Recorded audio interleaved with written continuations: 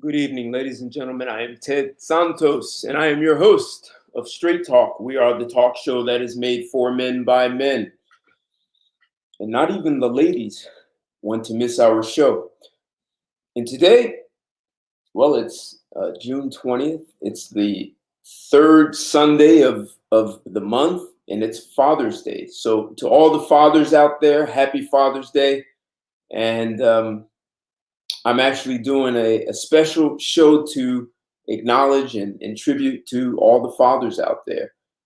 Really important. You guys have been making it happen in our world and our society. And without you, nothing. No internet, no computers, no houses, bridges, roads, cars, all that stuff. Without all the men in the world, uh, none of us would be here.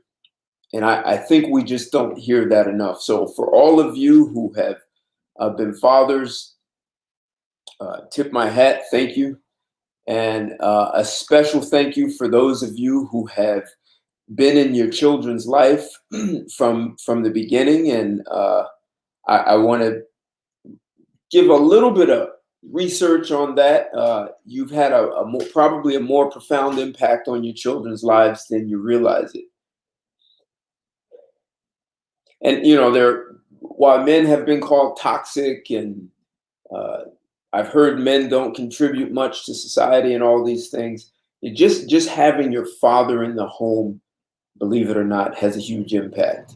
So now, happy Caveman's Day.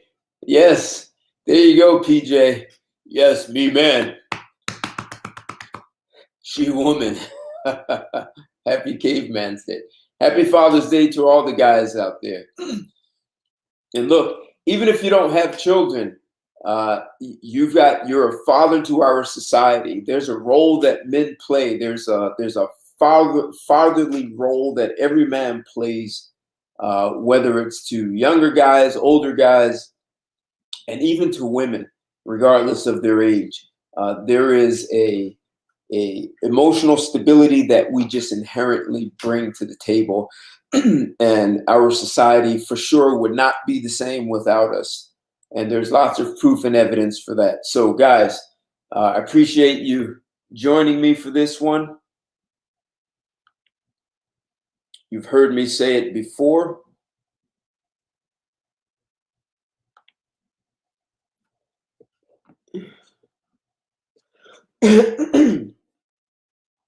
Like and subscribe. If you haven't hit that like button when you come in, smash that like button. Subscribe to my channel if you haven't already, and check out some of my videos. There, I'm known for doing research. Even the ladies are think twice before they say certain things to me, because they know I'm going to do some study, some research. I'm going to be able to lay out facts and statistics. Even if you hate facts and statistics, it's not always in our best interest to create these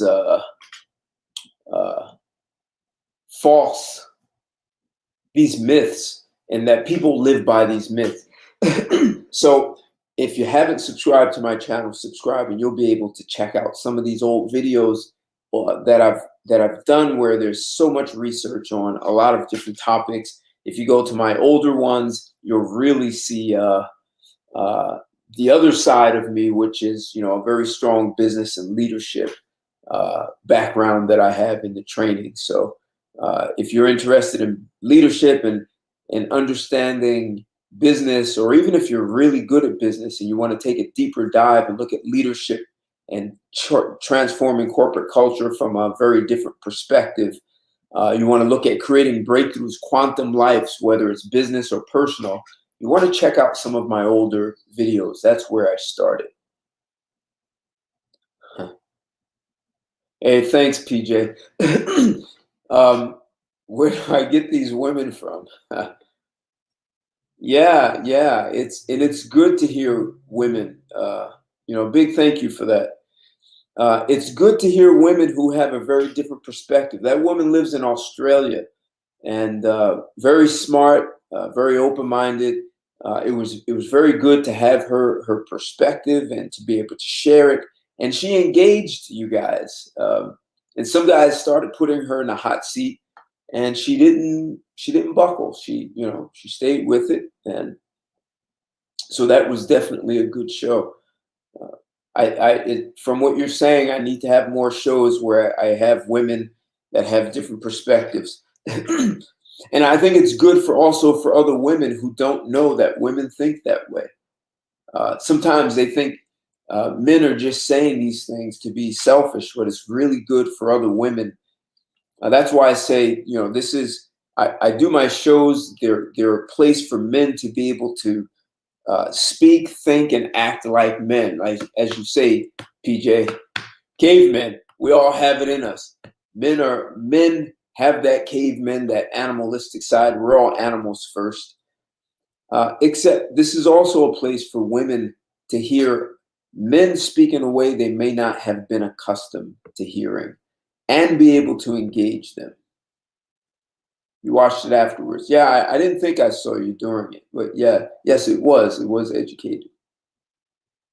Hey, I see you guys stepping in Instagram. Welcome, happy Father's Day, guys. Frederick William, thanks for joining.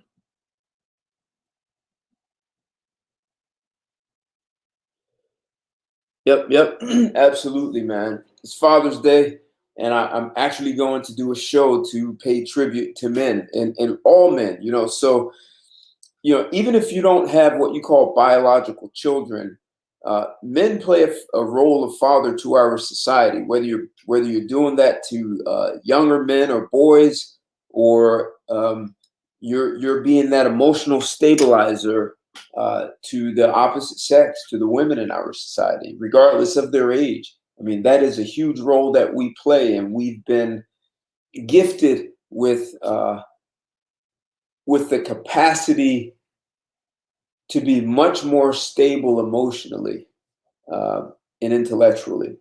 You just look at the civilizations men have built around the world. What's going on, country boy? Good to see you in the house. Yes. And look, I'm saying happy Father's Day to all men, because we are the fathers of civilizations. We've built them all around the world, every last one of them. And we all play a role. and I'm going to give you guys my thoughts why, as men, we've all earned the right for a happy Father's Day. I was speaking to a woman just yesterday, and I was saying to her that men build civilizations around the world. And a lot of women, when they think of building a civilization, they just think of the brick mason, the carpenter, the plumber. They think of those guys who are that you see actually building. But what I expressed to her was, you have to understand how you build a civilization and where it starts. And it starts in some man's head as an idea. And that man has an idea of a civilization and how he wants it to look and function. And what that man with the idea has to do is now go to investors and say, hey, man, I have an idea. I want to build this civilization that's in the best interest for everyone. But he's got to get someone to put money in that, who will invest. And those investors are expecting to get a return. They expect to get their money back plus a profit. And so he's going to go to investors, and they're going to, some will say no. Some will say, I'll give you part of the money. And then some more will say no, and some more will give you part. And that's a job by itself, to build a civilization, to have the idea and then raise capital. And then he's got to hire some really smart guys who understands architecture and engineering and roads and bridges and layouts of cities and roads, buildings where they should be, water systems, food supply, transportation systems.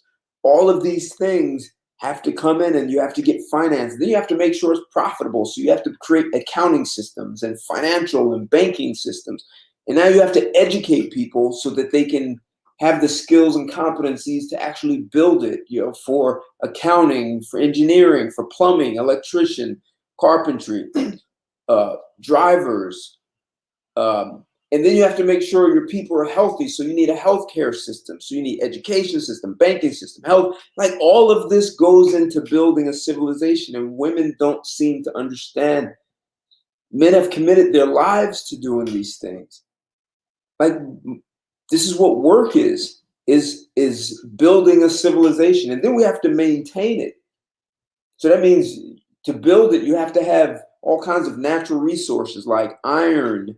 You need rocks, boulders. You need make cement. You need rubber trees. You need oil. You need energy. All of these things that men have been responsible for. We are the fathers of civilization. And yet I've heard women say men do nothing in civilization. We invent things. We die trying. We lose we invest money and lose it all. And that's really what Father's Day is about.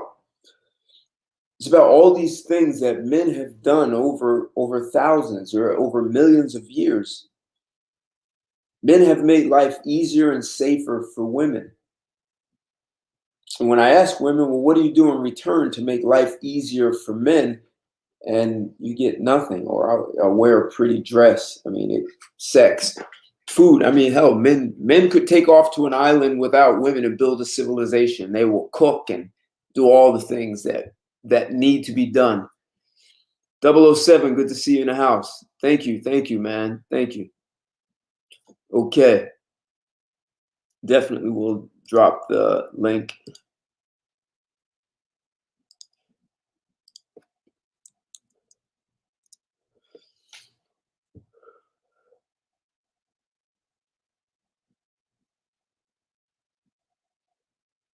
Yes, country boy. Yes, guys like you do want to be fathers. And listen, there are a lot of women who've made poor decisions and becoming single mothers by procreating with men who were never going to be a father. They were just never going to be a father. They would never be a good father. And that's unfortunate. But there are still a lot of women who did not go that route.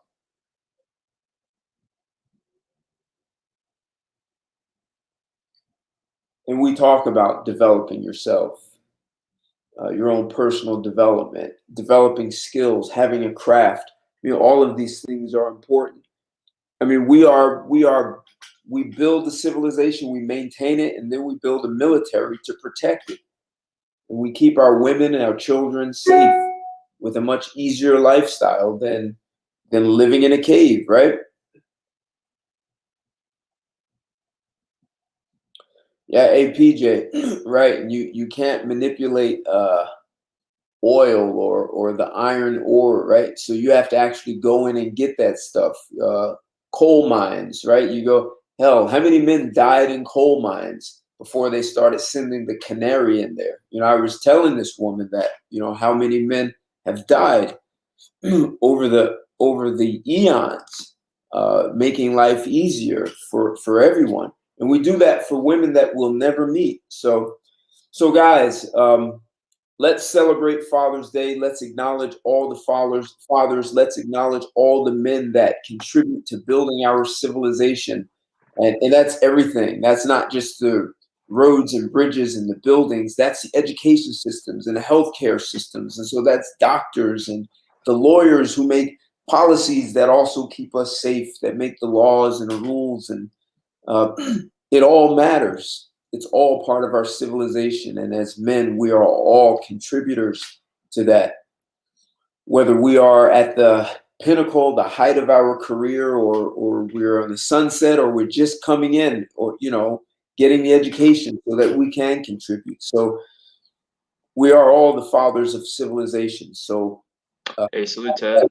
Let's smash that like button. If you haven't subscribed to my channel. I'd love to have you see some of my older videos and join me on the shows. And if you haven't shared this, share this with the man, whether he has children or not. All men have the right to be part of this great conversation about celebrating manhood.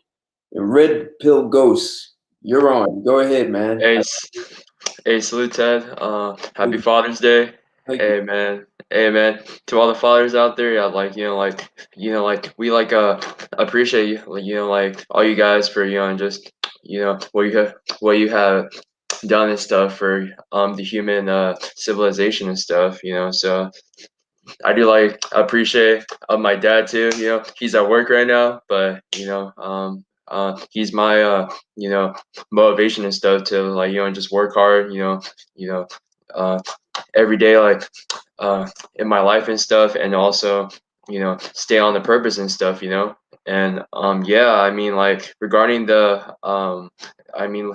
fathers and stuff and the civil the civilization, I noticed that women just without a father figure in your lives, they're usually just emotionally unstable and stuff. Because I've actually talked to some females with without like a father figure and stuff, and I noticed that their emotions are through the roof and stuff. Because I had just one female tell me and stuff that without her father and stuff, she was doing like a bunch of sketchy shit. It was just she was just hooking up with a bunch of gangbangers and stuff, while she's very educated and stuff. Like she has a bachelor's degree and stuff, and she's in the master's school right now for social work and stuff. But she told me and stuff that just without a father figure in her life and stuff, like there's no direction in life. You know her mother is, I guess, the somewhat of a mother figure, but she hasn't directed her at all. And during her relationships and stuff, or just hookups, she used to manipulate a bunch of guys on uh on Tinder and stuff to buy free food. And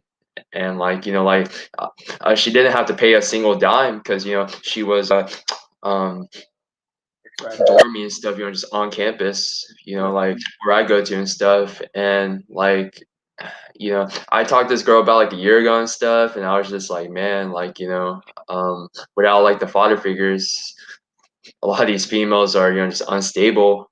They're gonna do just whatever they want to, just get like a bag of food, or a bag of chips, or like a bag of weed. So yeah, I've seen it. Oh my God, it's just crazy. I was in high school at that time, and I was talking to the female at the local college I go to, and So, Joe, yeah, the topic is, can families be healthy without fathers? And I am going to present some research. yeah, Looks at what happens when the father's there. Very extensive, comprehensive research on what happens when he's there, when he's not there, Okay. and the difference. So I'll go through that. But that's the topic. I'm celebrating Father's Day, and I'm acknowledging all men as the father of civilization, because without us men, we have no civilization. So I'm acknowledging all of you, Joe, whether you have biological children or not. Well, I'm acknowledging all the men that have received ties for the fourth Father's Day in a row, or a set of handkerchiefs for the fifth Father's Day in a row, while on Mother's Day, the moms get taken out for dinner or get a nice bouquet. So, hey, Red Pill Ghost, go ahead, finish what you were saying, and I'm going to comment on that, Joe. yeah, yeah. I mean, that's just all I have to say. About the topic of the live stream and stuff. Like what I said. From personal experience and stuff. From talking to a lot of just women and stuff. When with no fathers, it seems they're usually just unstable, like what I said. And as the future just extends for them and stuff. I mean, they're eventually gonna be single mothers with a sketchy baby daddy, right? I mean, it's true though, because I've seen it before. Yeah. Cycle goes That's on, right? yeah. Yep. Time flies, just every day and stuff. And a lot of these, just women, like, they don't take their life seriously at all. Instead, like, they want to, like, hook up with, like, these criminals or scumbags and, just get, impregnated by them. And then guess what happens, I mean, like, you're gonna be a single mother, and a lot of these guys are not gonna care for your baby and stuff, and they're gonna leave you. That's what I noticed from, like, the military guys. The military guys, I know like a couple of them, and they just plan to see them go until, like, either, like, just Afghanistan, South Korea, Jordan. They don't care, you know. Yeah, yeah. That's all I have to say right there. All right, cool. Thank you. Good. Joe, and then Kendrick, let's hear your thoughts. But go ahead. Joe, I think Father's Day is ranked the number 20 holiday. I think even Arbor Day is ahead of Father's Day. Halloween is like number 6. So Really, in terms of popularity, yes. Father's Day is 2026. And wait, the number 1 is Christmas. Number 2 is Mother's Day. 2 is Mother's Day. Not even New Year's. New Year's is not 2. Mother's Day is 2. That's I I didn't confer. We could do a quick Google search. I think Jesus it's most Christ. popular.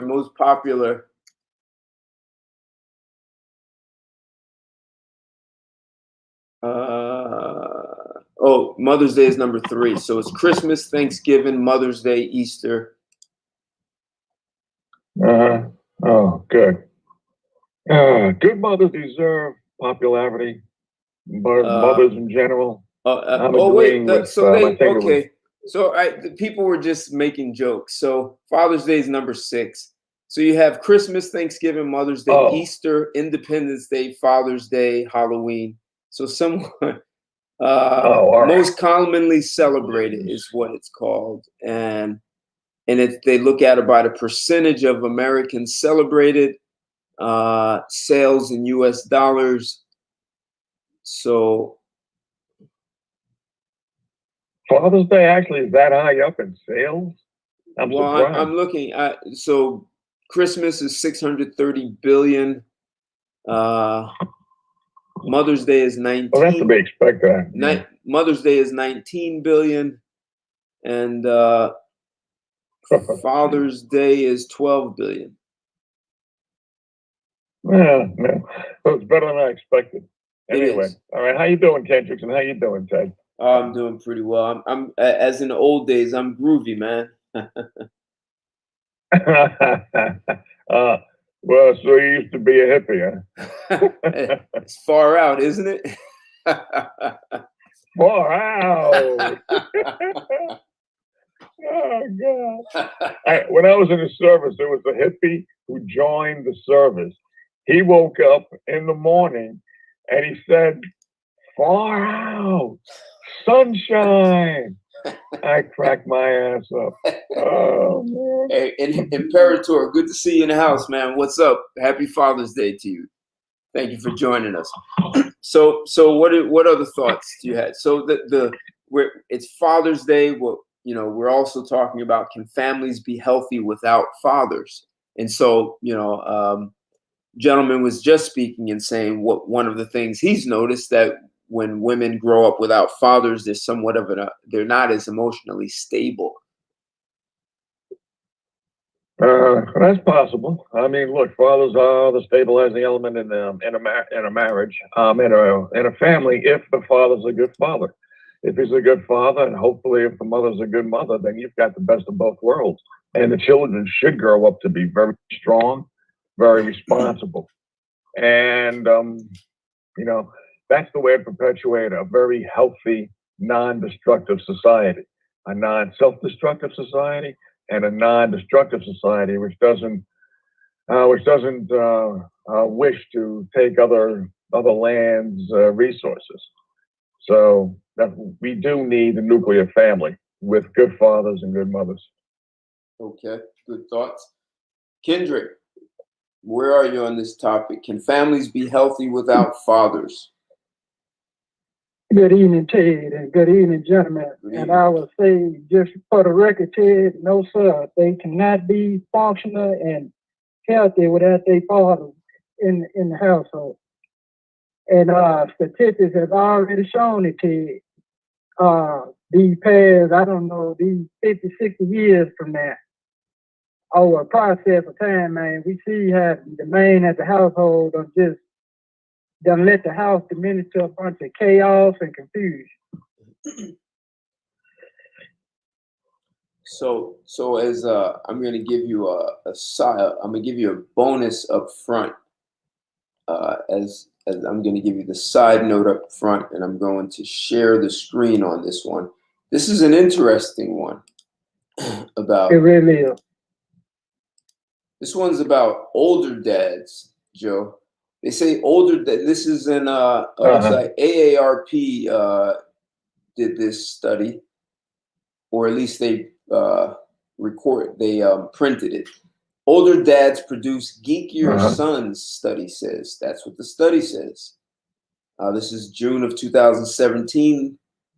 And they say the boys are also more aloof and have higher IQs. So the findings emerged from an analysis of online questionnaires measuring nonverbal skills filled out by twins at the age of 12. Also analyzed were parental reports on how focused and socially aloof their children were. The scientists combined these scores and came up with what they referred to as an overall geek index.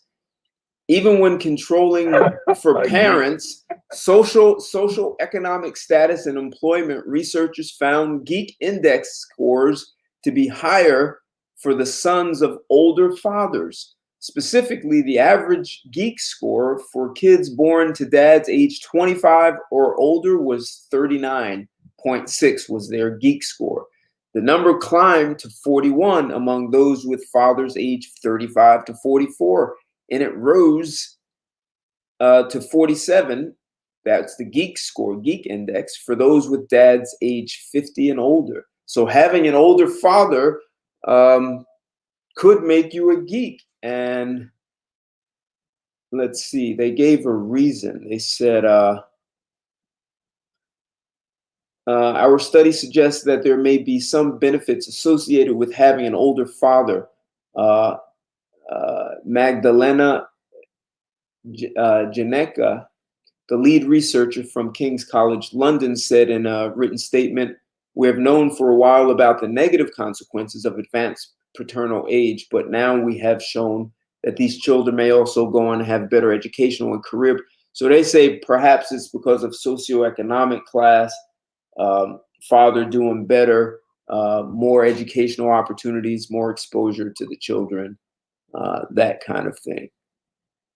That's what they're thinking. What they are seeing is that not only are they have higher intelligence, they're a little bit more aloof, which is associated with being a geek. Like they don't try to fit in, and that's one of the signs of a geek.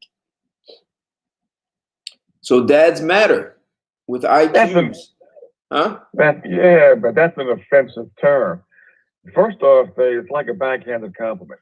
They're saying that kids who have older parents, older fathers in particular, may grow up to be more intelligent, but maybe more aloof, and they call it the geek index.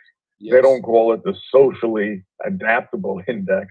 They call it the geek index. Why don't they call it the nerd index as well? That's what they said. I can't make this stuff up. And they had, I know. I'm not criticizing you. I'm criticizing the people who termed it. I know. And they had George Clooney's picture for the article. A silver hair, he's supposed to be a geek? Well, no, he's not a geek. He's the older father. Oh, okay. Yeah, right. They're showing him with his what do you call it? Salt and pepper hair.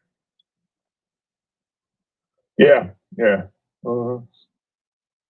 I liked him when he got out. He got away from what was it, ER, and he went out on his own in movies. He turned out to be a pretty good actor. He has been. Yep, yep. I actually never watched ER, so heard of it but never watched it. So I'm going to do another screen share for this one is dealing For the directly YouTube audience. for the YouTube audience. Yes. This article is called "Father's Influence on Children's Cognitive and Behavioral Functioning: A Longitudinal Study of Canadian Families," and they also took studies from the U.S. But one of the things is interesting that they did talk about how having fathers in a family, the biological did increase. They found that there was a correlation between nonverbal communication, IQ, but and overall IQ. They attempted to attribute it to a number of things. But what I thought was most interesting is that when they looked at the boys growing up in a home without a father, they were like, well, everyone's always said that boys need their father to have an example of a man. But they said the boys seemed to be less traumatized. It was the girls who were more impacted by not having a father in the home. Interesting. Yes. And this study was thorough. They did it from, they started when they were young, and then they did a second when the children were preteen. And so some of the divorces had occurred in the two time periods, and then looking at what happened going forward. But they also got the teachers involved so that they could see what were the teachers' observations of when the father was there or not there. And so were there external different, like were the children acting out differently if the father was gone? If the father was there, how did they behave? And then what were the internal? And the internal was very much more the girls. The girls were more likely to be depressed. They had anxiety. Like the girls suffered the most from the father being gone, like significantly different. So that might answer why we had, so there's something also called like I forget the proper term, but what it's about is being sympathetic. It's almost like you imagine imagine your best friend has a headache and you get a headache. You're around them and you get a headache because you're in sympathy with them, right? You feel bad for them. Right, and all of a sudden, with them, you're empathetic. No, right, I'm using sympathy. The word is sympathy. Like you become sympathetic towards. So it's like a phantom sickness. Right, but it's a phantom sympathy, right? So because you have so much sympathy for them, you actually end up getting the headache because you're sympathetic. You actually, right. So what I'm getting at is there are a lot of girls who grew up with their fathers and they become sympathetic with girls who grew up without fathers. And it's like they catch part of the same problems those girls have. Really? No but this commonly happens. There is a lot of sympathetic. It happens in a lot of different ways in our society. Like this is a natural phenomenon. This is a phenomenon that occurs in our society often. People haven't gone through it, but they have sympathy for those who do. And they start to experience some of the conditions and angst and upset and anger.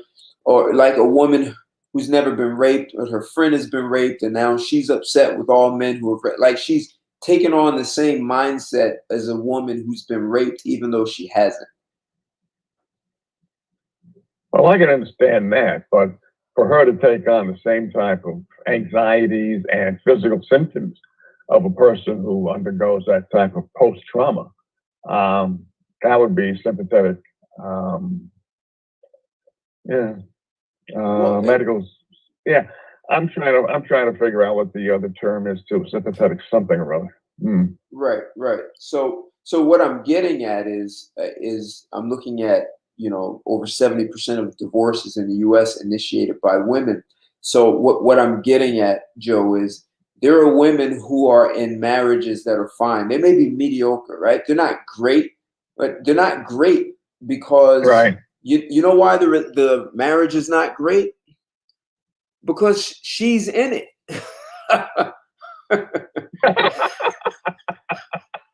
It's not great because she's in it, right? So and wherever she goes, she finds mediocrity, and she doesn't realize that she's part of the reason why there's so much mediocrity around. So if she didn't, that's for anyone, right? That's for any man, woman, child, right? So if you always find yourself bored, it's probably because you're boring, right? And it's not that people around you are boring; you are.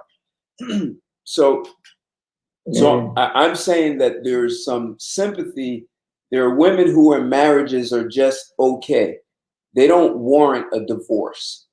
But there are women who are getting divorces, and there's this sympathy, like this critical mass of, well, I should get a divorce too. Like divorce has become a solution to a trend.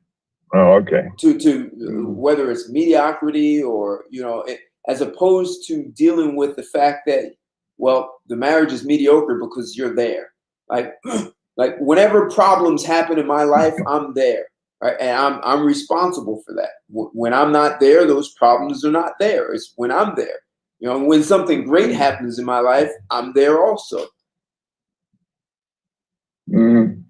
So I'm asserting that a lot of divorces were never even warranted. There was no reason for it, except for the fact there probably isn't. There's some sympathy towards other women, and I have a right to stick it to my husband too. Yeah, that's right, and he's done nothing wrong.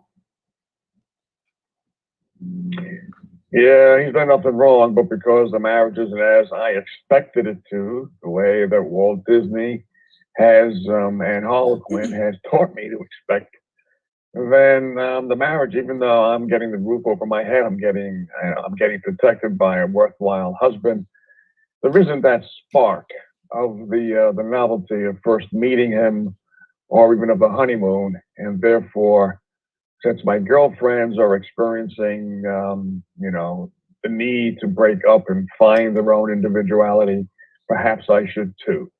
Yeah, I can see that. That's what I'm getting at. So, and if you look at women who grew up without a father, they're more likely to have these internal conflicts and emotional instability. And so then you get a woman who did grow up with her father, and if she starts to have sympathy for her friend who didn't have one, she'll start to take on part of that mindset as well. It becomes like contagious in some ways. Yeah, psychological contagion. Exactly. That's what I'm getting at. So for all the men out there, this is an impact, man. And if you're going to have children, I'm assuming you want to have children who are going to have a great life. If it's to carry on your bloodline, carry on your name. I mean, do you want a name that's synonymous with, some kid dropping out of school, becoming a drug addict, or just going to jail, or being murdered before his 25th birthday? I mean, is that the bloodline you really want? Are men thinking about this? I mean, we hold the seeds of life, so women are not going to be pregnant without our participation. So men have some say over this. And if you don't want to be a father, at least in their life and living, if this woman is not someone you want to be with, we need to rethink, because we're creating a much weaker society by we're bringing on what the guy was saying on YouTube. So we're bringing on children in the world, and the women are more negatively impacted emotionally, and they're more likely to perpetuate that lifestyle of being a single parent, not having a man in their life, being afraid of being abandoned, and they're going to have children and have the same negative impact on their daughters. Not even counting the negative impact they'll have on their sons because maybe they resent men. And you're perpetuating a cycle that's not building any strength in our society. We're just getting weaker by the generation.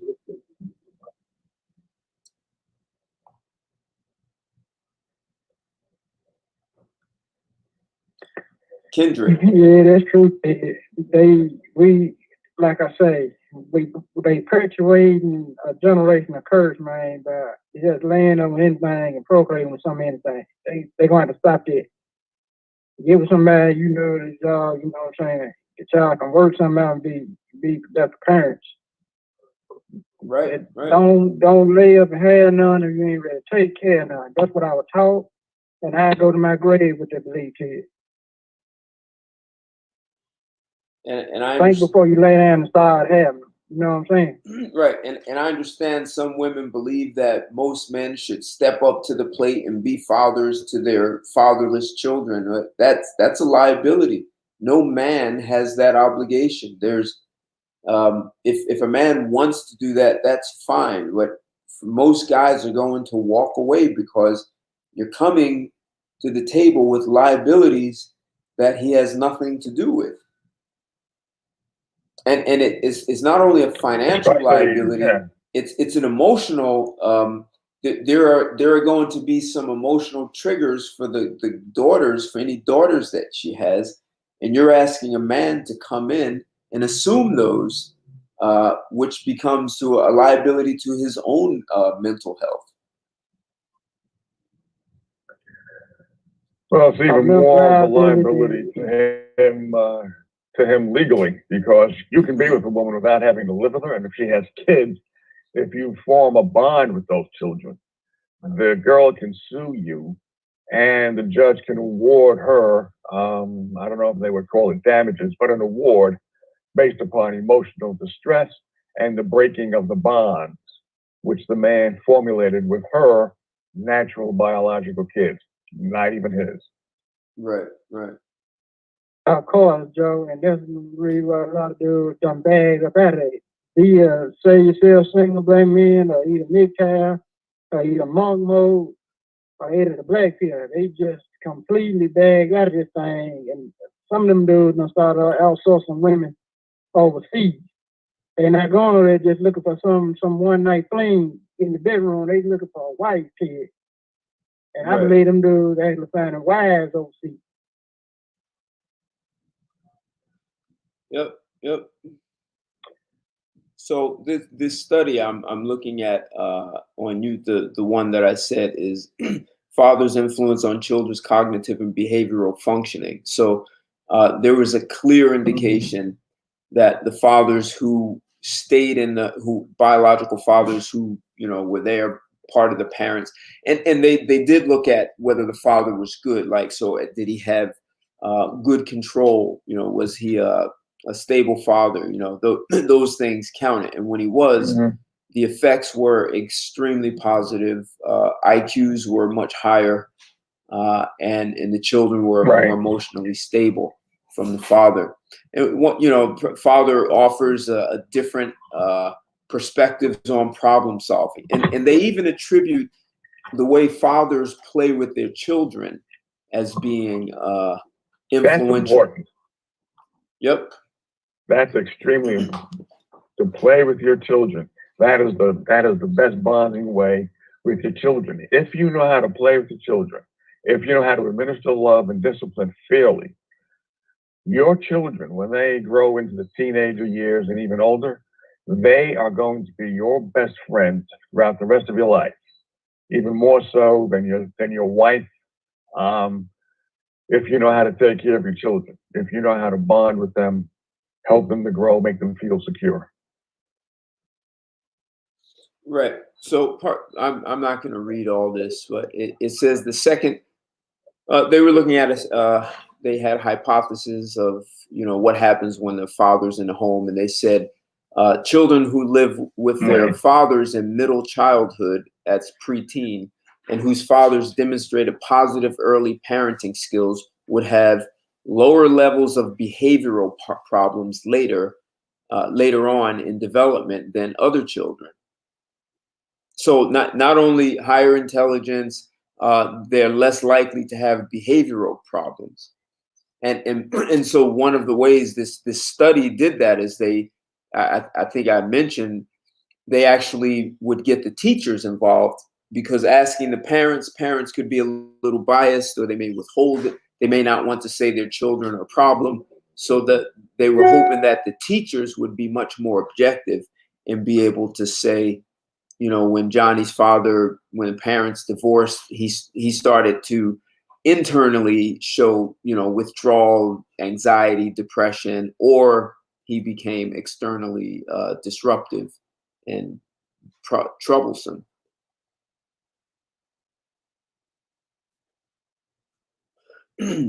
Right, and they call it external problems or internal. So the father, the children whose fathers displayed less positive parental control and whose fathers were absent had higher internalizing scores later on than other children. Further, father's presence predicted decreased internalizing problem scores later on for girls, but not boys. See that whether the father was there or not, it was less. Boys are less likely to have internal problems by the father not being there. It's the girls who suffer the most.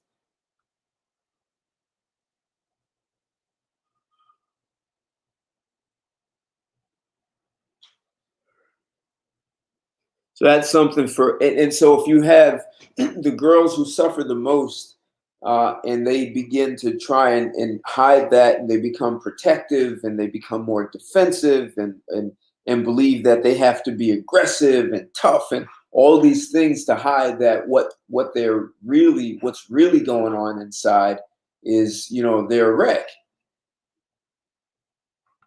So they have to do all kinds of things to overcompensate and hide that, because their father was absent. And I'm assuming that's just taking him out of the house from divorce.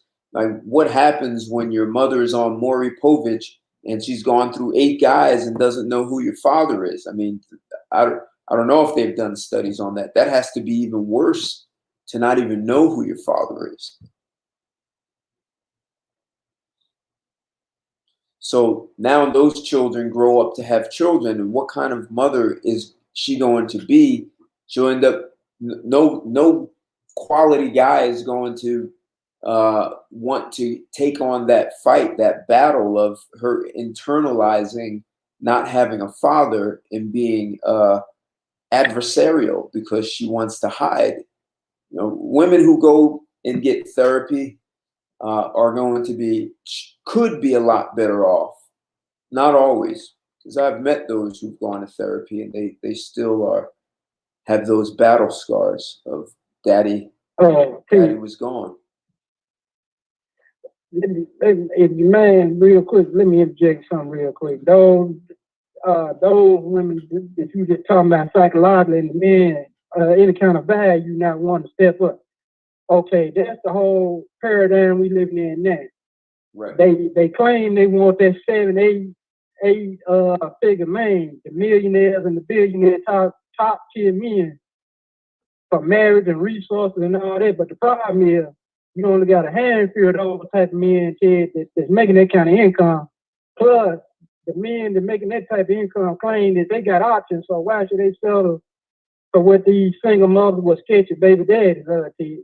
Well, maybe you can explain some of that paradigm to me as well. I'm not even fully getting into the whole single mother. I'm saying that she won't get chosen, even if she has no children. She won't be chosen because she has some internal emotional challenges she hasn't dealt with from her father not being there. So she won't even get the guy that you're talking about. She'll end up with a guy who doesn't want to be a father. And see, that's still confusing to dudes like me, because you know what I mean, in a way, because you claim you want somebody that's working and treat you right and do this here, but you still some kind of way, like you said, some of you women still kind of psychologically off, like you saying. Well, they grew up without their father, and it has more negative impact on the daughters, on girls, than it does boys. If you look in the Black community, the past 10 years, suicide rates for children from 11 to 17 are up 60% for boys over the past 10 years. For girls, it's up 132%. That's just showing more that girls are not handling, and these suicides are happening in a single mother household.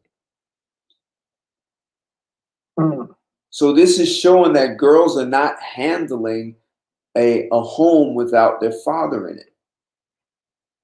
And the facts speak for themselves to you. Right. And if anybody try to rebuke those facts with you, they crazy, and I said they need to be institutionalized. So now imagine. Speak. Sorry, what'd you say? I was saying the facts speak for themselves to you. Right. So now imagine this woman has all these internalized emotional problems because her father wasn't in the home. He might have been in her life, but he wasn't in the home. And that's where they're seeing the difference.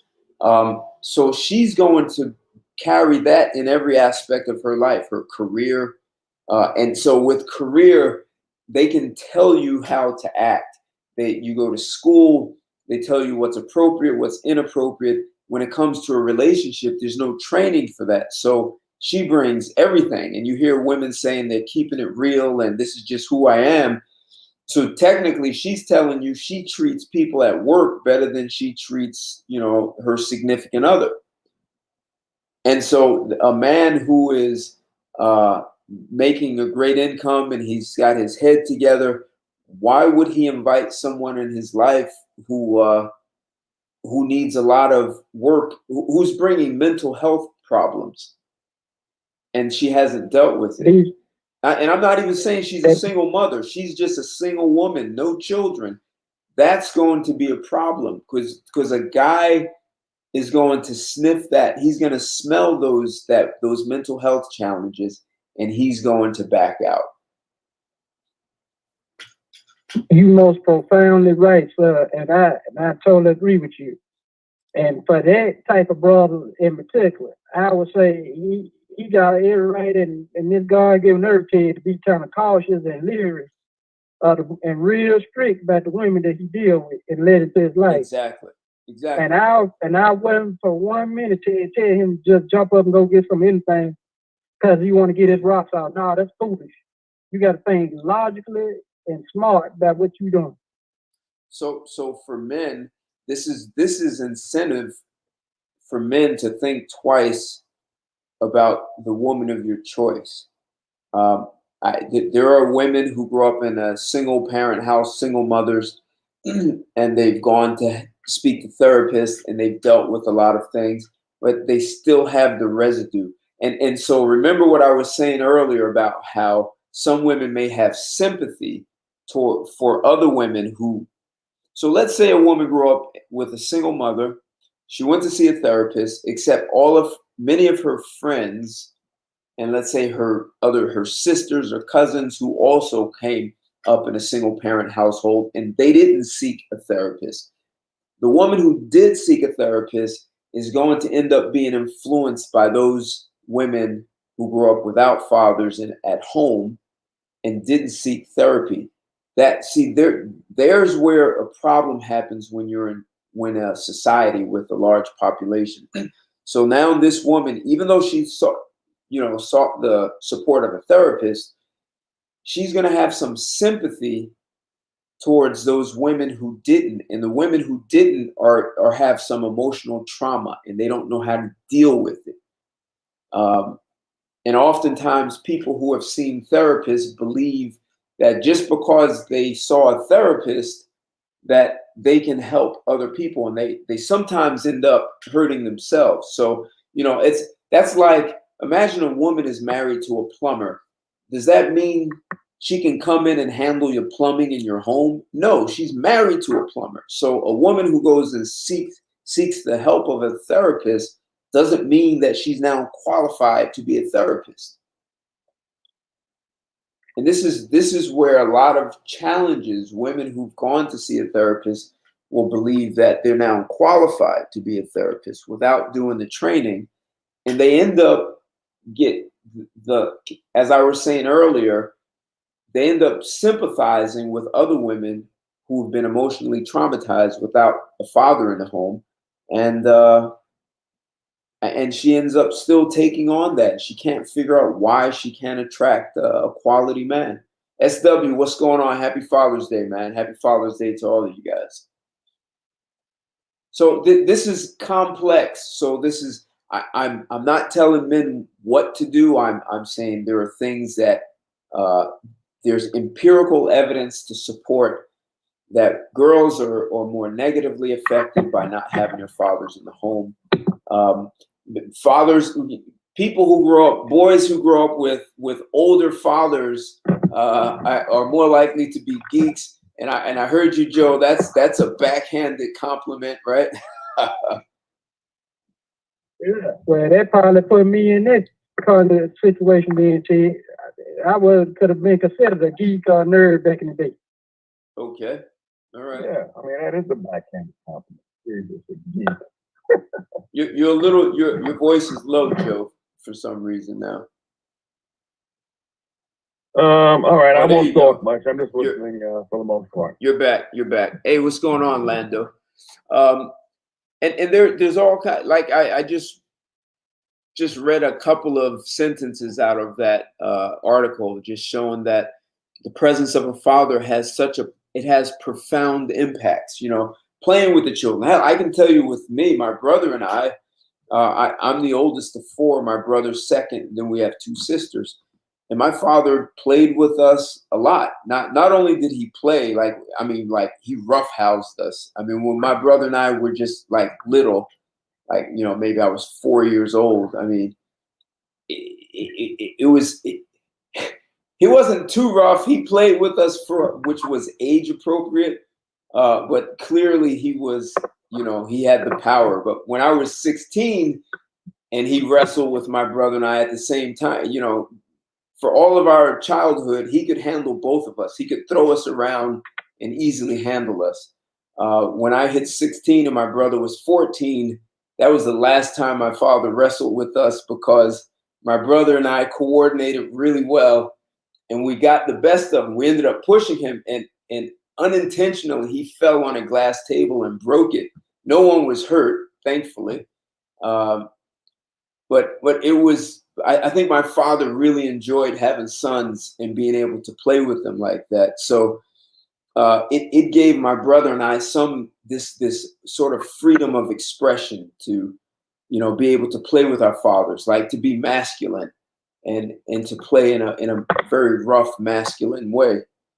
So without that, you kind of miss out. You know, I don't know if all fathers do that. You know, my father showed us how he had us help him take out car engines, fix cars, balance tires. We split logs for the fireplace. I mean, but so much problem solving in many different things that even, you know, though my father, most fathers should do that. let me say this. They Even though really my father, they should show.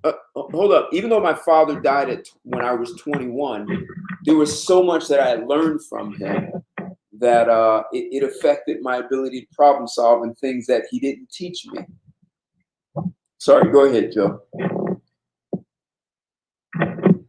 Yeah, most fathers should be that way. They should show their sons that they really love their sons by playing with them, by helping them solve problems. I would imagine it does aid in the increasing of one's IQ. You know, and I bet you if your father was alive today, you and your brothers, probably even your sisters too, hopefully, would be his best friends. Because when you bond with a child at that age due to play, it's like the mammals play with each other. That's how they form bonds. Exactly. Did you ever watch how caretakers are with wild animals when they're very, very young?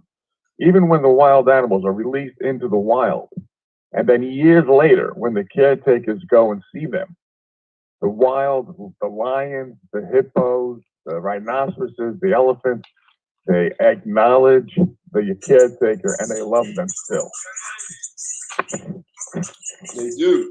Hey, Gene, you got to turn that music off, man. That's too much. That's too much noise, man.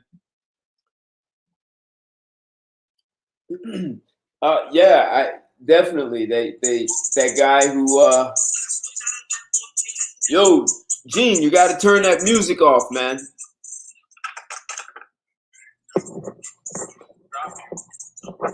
Yeah, you got to turn it off. Cut it, man. I can hear it. I can still hear it. You got to turn it off, man. Perfect. Just mute yourself. So yeah, Joe, really good point, man. So even the people who take care of wild animals and the animals grow up, they still have a bond with that, and that's man or woman. They still have a bond with that human being, whether it's a lion or absolutely, a chimpanzee.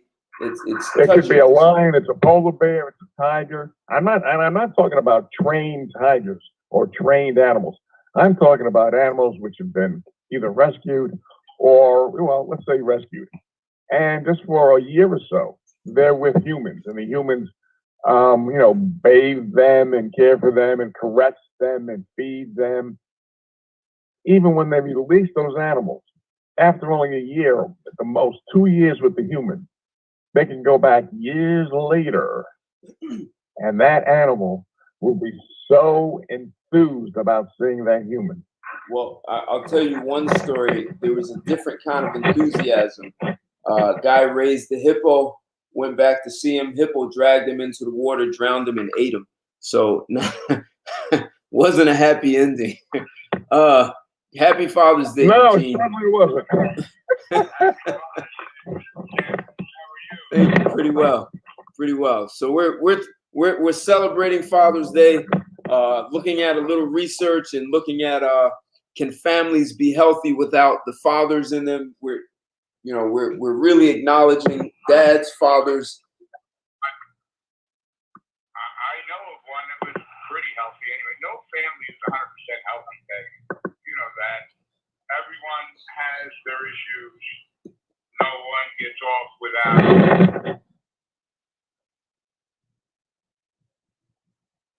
I got to get to a better connection.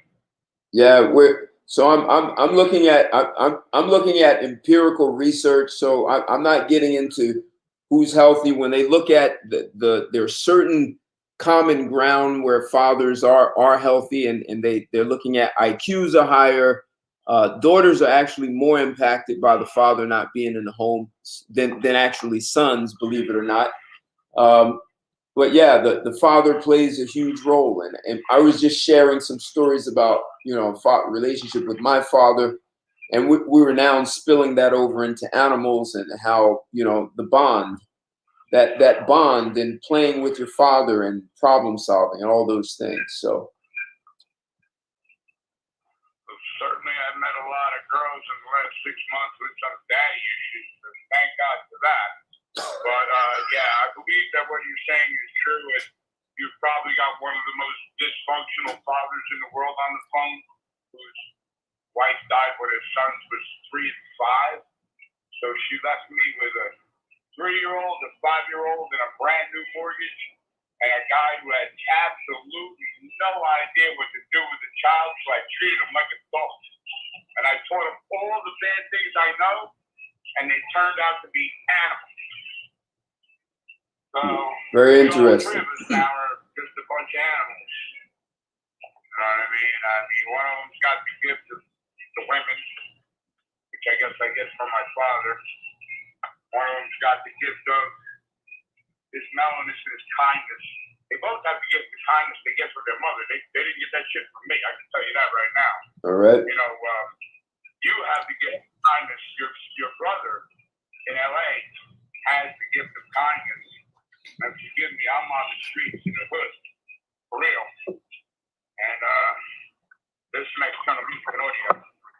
So we pulled over so it's safe not driving around. But what do I believe? I believe that in any situation you can find some good, and no matter what, there are some incredible people who have survived some incredible situations and turned out, even at a young age, to be incredible human beings by example from their mother and father, or just their mother, or just their father, or just their grandmother, or just their grandfather. Some people get taken care of by a distant relative or not even a relative at all. Some are adopted. I have a buddy, Adrian, a 17-year-old gay kid from South Jersey, who is an incredible artist. And I mean a Picasso when he does a portrait. He works in a tanning salon. Somehow I went to go get a tan because I looked at my legs and they were like ghosts. But this kid is seriously talented. Now, people come to me all the time because of, I guess, the way I look. I may look like the meanest person in the world, and I probably am. I've probably been arrested in the state of New Jersey more times than anybody else. You know what I mean? I think I'm probably up somewhere around 200. So let me ask you, Gene, did you grow up with both parents? I did. Interesting. My parents, they were fought a lot. There was I see some dishes fly, and I see some knives fly, and I certainly see my share of arguments and silent treatments. But they were together forever. So I don't know, 60-something plus years. Interesting. You know, so I don't know how they did it, because I certainly, now that I know and I experienced it, and I thought that that's what I wanted, to be with someone forever.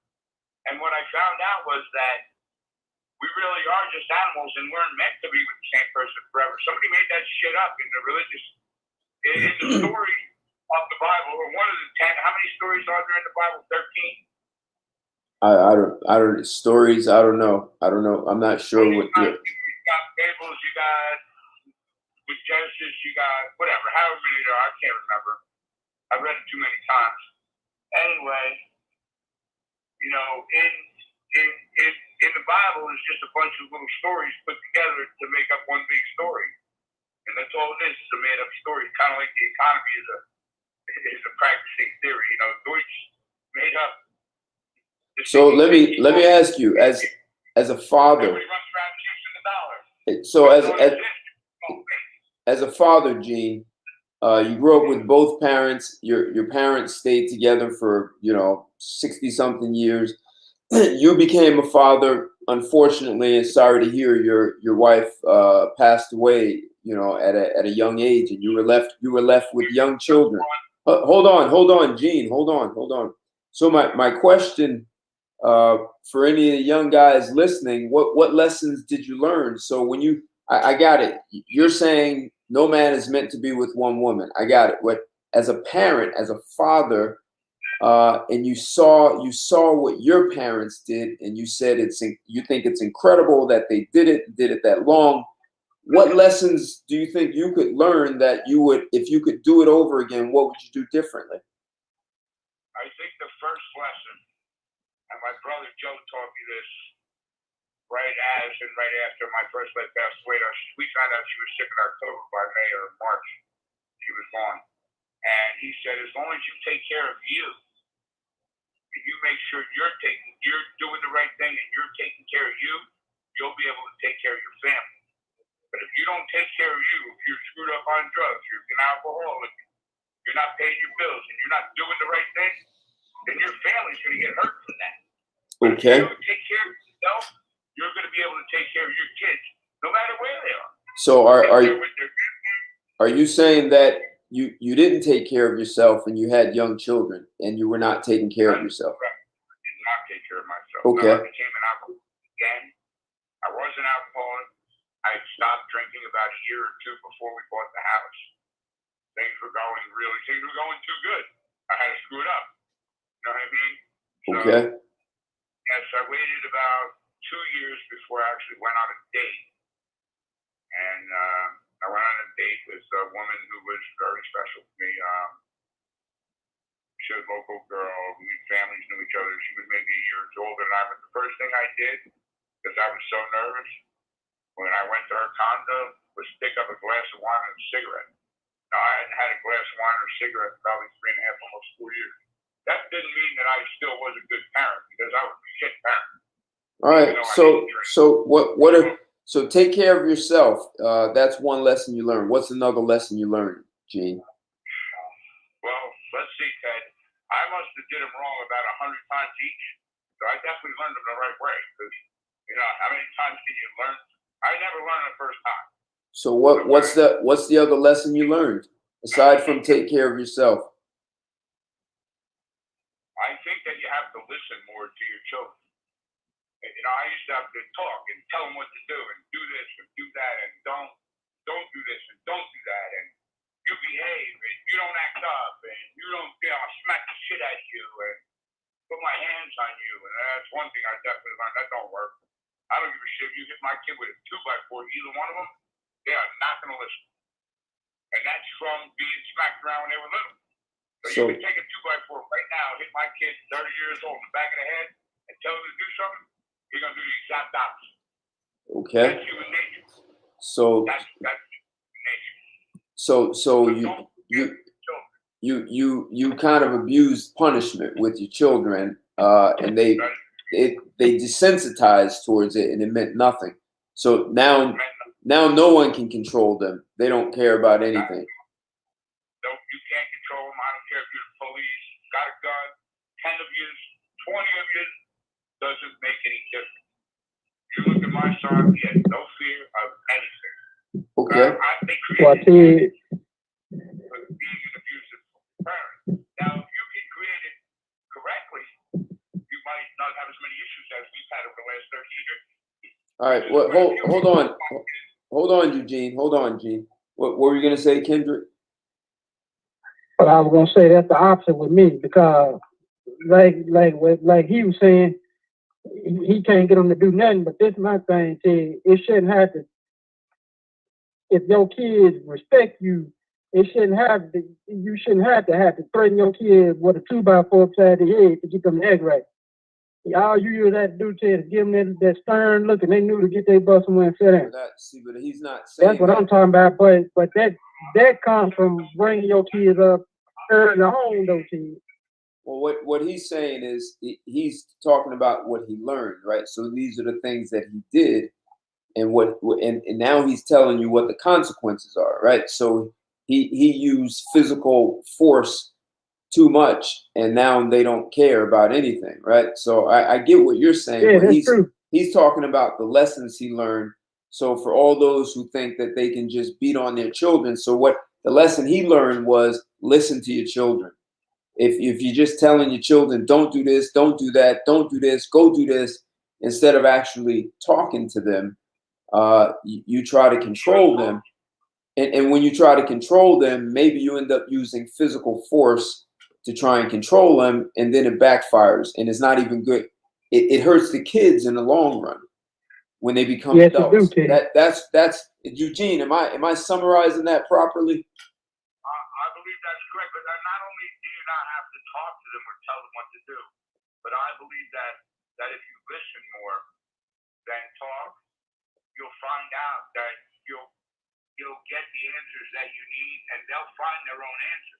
If you continue to get them to talk about what their problem is by asking them the right questions, even at 2 years old, they'll be able to deduce what their problem is and on their own find their own solution. If they have to find 6 or 7 different solutions before they find the right one, so be it. But at least if they find one option that they believe is correct and they think that they found it on their own, then they'll apply the option. Now, they may apply it and it may not work. That happens. But they can't, what you have to teach them is not to be afraid to change what doesn't work. In other words, if you try something and it doesn't work, and you try the same thing over and it doesn't work, and you try the same thing over and it doesn't work, is the definition of Einstein's insanity. So it's to do something repetitively or right. the same thing over and over again and expect a different result, which is fucking stupid and insane. Now you're talking to a guy who's completely nuts.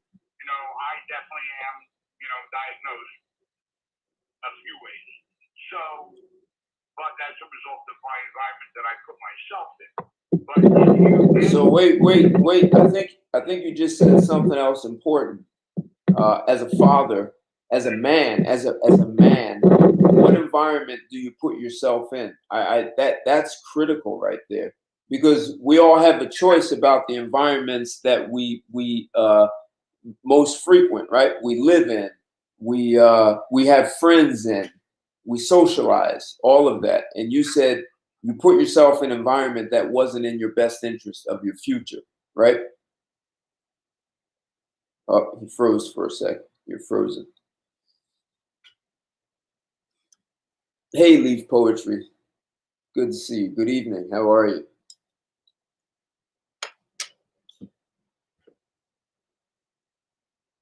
Yep. So, Kendrick, you getting anything out of what Eugene is saying about lessons he learned? He learned some tough lessons. Oh yeah.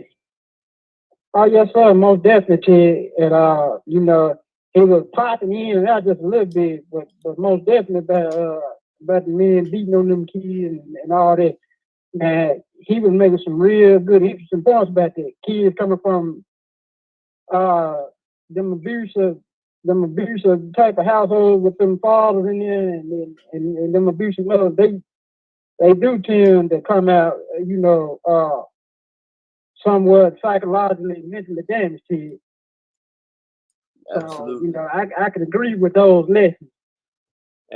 But give me a second. Leaf Poetry just dropped in. How are you? I'm doing really well. We're talking about, can families be healthy without their fathers? And I just had a gentleman who went to my high school, and he was talking about the lessons he learned, because he said he grew up with both parents. His parents were together for 60 something years, but he turned out to be the guy who was opposite of his parents. Unfortunately, he married a woman who died when the children were young, and he was left with like 3 kids, I think all under 10. And he was physically abusive. He was domineering and all the things that he did. And then he dropped out. He was talking about how he put himself in a bad environment. So, for all the men, I mean, all of these things matter. I mean, what Eugene was saying at the end was, even if your child is 2, is helping them to problem solve. Like, it sounds like he learned some lessons. So if you're asking your child, what's going on? What is it you don't like? What do you want? That child is learning to think about problem solving as opposed to just being frustrated. Climate Realist. Hey, thank you, man. Happy Father's Day. Happy Father's Day to you also, man. Yep. I'm acknowledging all the men as the as fathers of our civilization. We've all built this place, all of us. But I had a guy who went to my high school who was joining us on Instagram, IG Live, and very interesting. He admitted, he became an alcoholic, and he was the father that no one would want. He was physically and verbally abusive, even though he came out of a 2-parent household, and he lived in a town that was lots of his and hers Mercedes, but somehow he put himself in an environment where he got to be the bad boy. And as you say, Kendrick, there were probably lots of women who loved him for being a bad boy, but when he ended up with children, well, that didn't work out so well. And the result of him being physically and verbally abusive with his kids, he says now not even the police can correct his children. They're out of control. He used the word animals. So and these are the things that I'm asking guys to really think about. Climate Realist.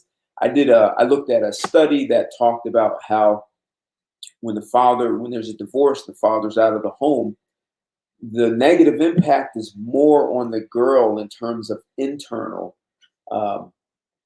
like depression, anxiety, lower sense of self, affects IQ. Like, it affects the girl so much. And maybe this is part of the reason why we're getting so many women filing for divorce. They're dealing with so many internal challenges, and without seeing a therapist. And even some women who do see a therapist, either they have residue that's unresolved, or, as Eugene was saying, they're still in environments with a lot of other women who came out of homes without fathers, and they're now in sympathy. Like, we hear about women working in one place, and their periods, they all go on their menstrual cycle at the same time. They all synchronize, right? Like there's this biology, and so perhaps women are synchronizing and sympathizing with one another so much that it's causing them, even when they came out of a healthy two-parent household, they're synchronizing and sympathizing with women who didn't, and it's just creating a big mess. And the feminists are not helping it. If anything, they're exploiting it and telling women how your men are going to just dominate you and take over your life and all these horrible things. And we end up with what we have here. If you guys didn't catch Friday's show, I had Leaf Poetry. I interviewed a woman. She's in Australia, and it was such an educational interview to hear a woman's perspective on healthy relationships between a man and woman. It was just. I think you all will find it educational and enlightening to hear a woman and I asked some really tough questions. Some of the guys were putting her in the hot seat, so there are a lot of questions, and I threw a lot of questions, like we really drilled down into what's acceptable and what's not. I mean, non-traditionally. So, she talked about traditional ways, and I took some non-traditional ways, even though it may have been traditional at one time in her culture.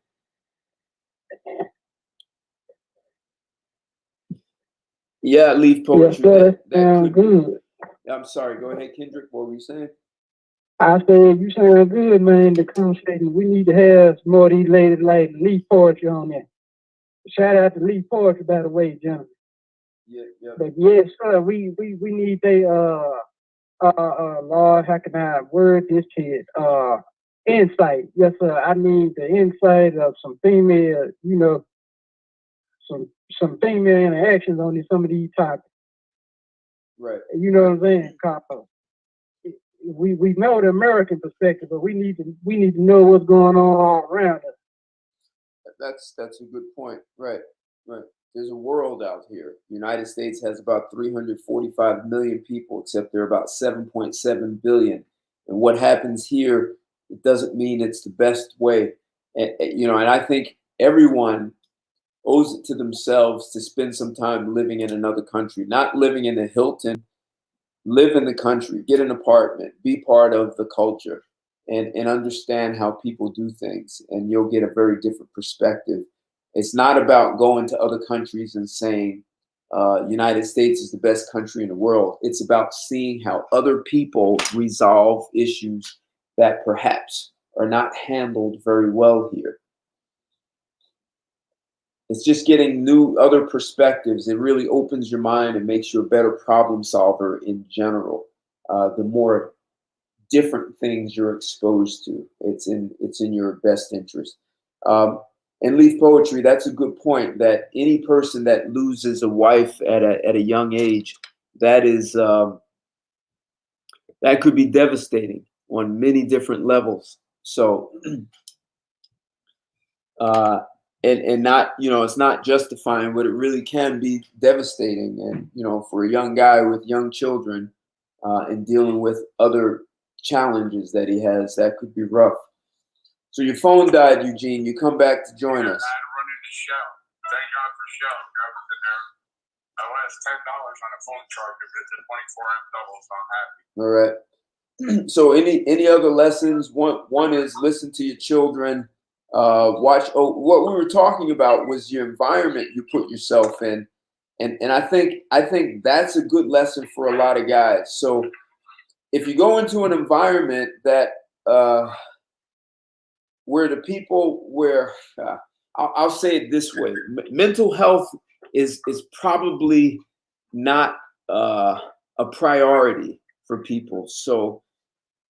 Maybe good times, partying, drinking, drugs, all of those things may be more of a priority than mental health. And if you put yourself in that kind of environment, it's going to influence you.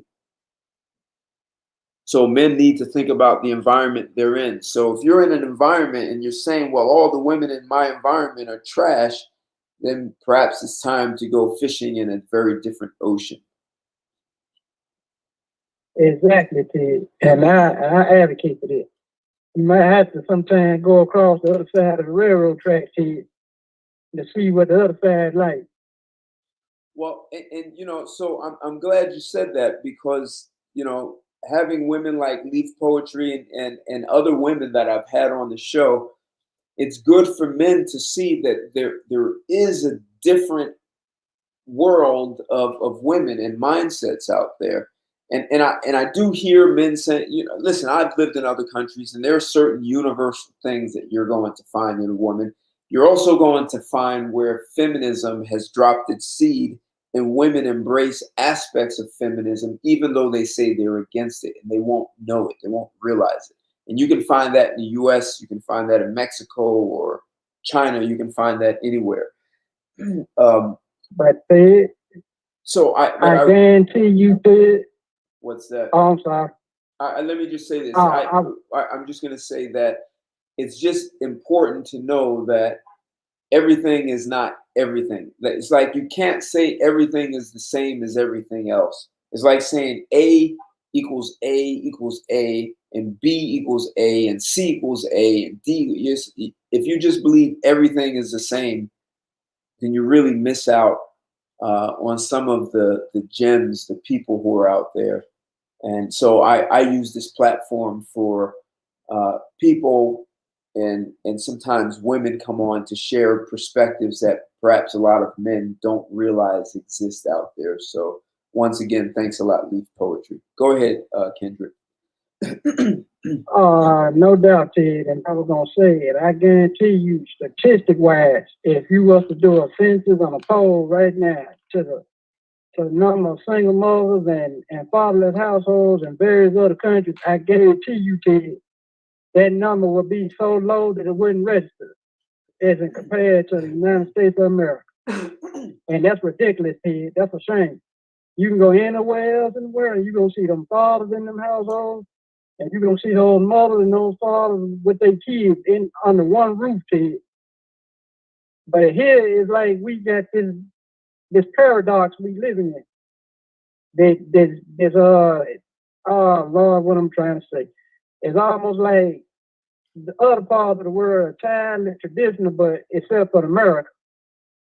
That's the view that I'm getting. Okay. Yeah. You know, that's the views that I'm getting. So as fathers, men are going to really have to watch what they're teaching their daughters. Are you teaching your daughter how to be qualified for the best man? Or are you teaching her to be the cat woman and be alone and undesirable? You know, these are important. I get the whole thing that, you know, there are women who want careers, but there are women who really want to take care of their children and be stay-at-home mothers. Why are those women condemned? Why are they looked down on as weak or incompetent or not good mothers? You know, what kind of society is that? You know, there's some level of preservation that men have to do to keep culture intact without letting the court systems or the school systems to overthrow that. I mean, you can look at the Middle East and in the UK, where they've been teaching, you know, they're teaching same-sex relationships, and the Middle Easterners says, "Hey, we're taking our children out of the school. This is unacceptable." So those men are keeping a tradition alive in their community, their culture. They're not accepting and embracing and saying, well, let's just change with the time and our children need to be prepared to have same-sex marriages. No, they're not accepting that. So men have a right to take that kind of stand, and especially as the fathers of every civilization, you want to have a say-so as to how the civilization culturally comes together, as opposed to just being bystanders watching it and then playing victim later. Men have that right. Yeah, Ted, because you got to look at it, man. from a man that want the best for any man in his right mind would want the best for his family and his kids. You know, the next couple of generations to do better and succeed further than what the parents done to you. And so if society is going on a down spiral, then what kind of quality of life is my kids and my grandkids gonna have, kid? I worry about that. That's a reality to me. What kind of world are they gonna be living in? Well, see, as men, we actually get to have some say-so over that a lot. We get to draw boundaries. I mean, some people may have heard me tell this story. When I lived in Belize, I lived with Mayan Indians for a while. And I lived in a jungle with no electricity or running water. And I spent the most time in a village that had 328 people, 29. And there was a second village, and that village with 300 something people had no electricity. They never had electricity or running water. But further down the road, there was another village that had 550 people. And that village had gotten electricity 30 days before I arrived there. And something occurred when they got electricity. The young guys were seeing television and they were seeing the Bloods and the Crips. So what did these young guys do? Well, they wanted to imitate the Bloods and Crips and be tough guys. And these are guys in the jungle. And they started pushing people, the women around in the village. They started making problems. And the elders, the men, called the town hall meeting. And they said, look, we're not going to point fingers at the parents. You know who your sons are, the ones who are spray painting Bloods and Crips and bullying people. You know who your sons are. We don't have to tell you. But here's the deal. Either you stop your sons or we, the men, will stop them. And if we stop them, you're going to find them dead in the jungle. So we're not telling you what to do. We're just telling you it's unacceptable. And so, Kendrick, what I'm getting at is the men that drew the lines, the boundaries, and said what's acceptable and unacceptable. The men didn't play victim and say, wow, this is bad, this is horrible. They said, this is unacceptable and there are consequences. And I'm saying men have that right to do that. Now, you don't have to, as Gene was saying, talk to your children, help them reason, help them solve problems. You don't have to beat them. But so what happened in that Mayan village? Those boys stopped. Those parents went and talked to their children and said, stop it. I don't know what they said, but they understood consequences and they stopped. So that's because of men. I see you back, Gene. I don't know if without electricity, we can't do anything. We're all useless this day and age. No, yeah, but I lived in places without electricity and they were not useless. They were not poor. They were not poor either.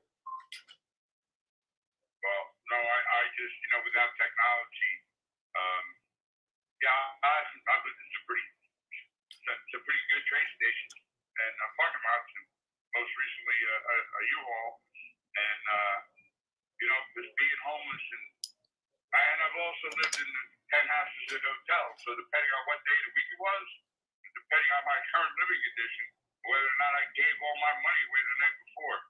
So it's a good possibility I'll do that again tonight. I know I did it last night. All right, Gene, I got you, man. Question, and I got a little insight into that, where the tribe, I guess you would call it, where you were maybe in Africa. I didn't catch that. I was in Belize. I was with Mayan Indians. I wasn't in. Yeah. You were with the Mayans, which are people that are, I guess, there's three types of people in the world. Everybody says that there's 6 degrees of separation, but there really only is three. My buddy Barona explained this to me the other day when we were talking about the Bible, and he said, Moses has three sons, and those three sons have fed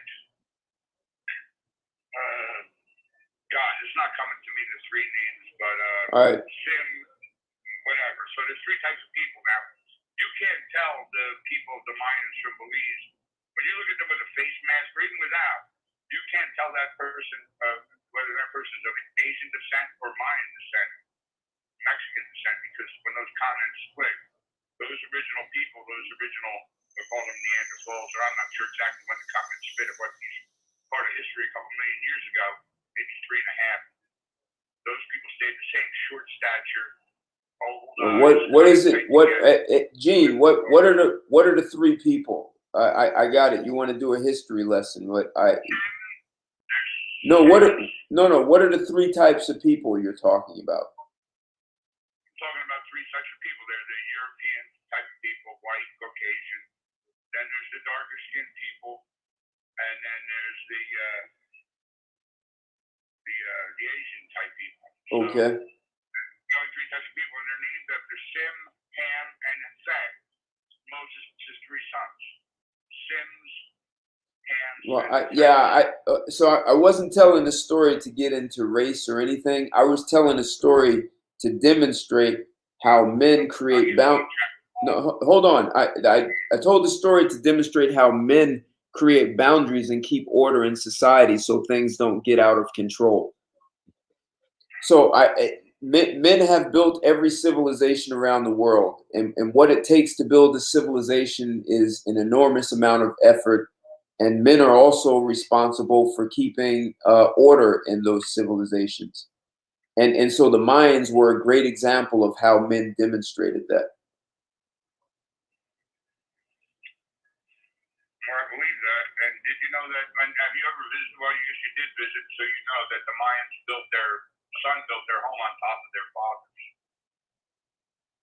So that's where you get those monuments and those giant in those villages like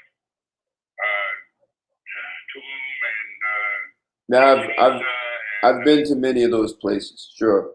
Yep. So the son built his family's house on top of his father's, who then the generation next built their family's home on top of the other one, and the dirt kind of filled in around the bottom of the garden that they would make, fill in around the bottom. So when that generation was over, although they would remember them, the land would fill in around, and the house would just keep going up, and then the land would fill in as they gardened, and they would just keep, it was pretty cool. So that's how they built civilizations. Anyway, let's get back to emulating the Crips and the Bloods. Now, no, I wasn't getting into it. It wasn't about the Crips and the Bloods. It was an example of what happened when they didn't have electricity, and once they did get it, they had television, and it changed behaviors. And the men put boundaries on that, and they did not allow the Crips. They didn't allow those young men to become Crips and Bloods. The story was not about the Crips and Bloods. The story was about how men keep order in civilization. It's not about Crips and Bloods. Our real men keep order. Like you said, they said, "Listen, you can handle it, or we're going to handle it our way." Correct. That's how real men is business.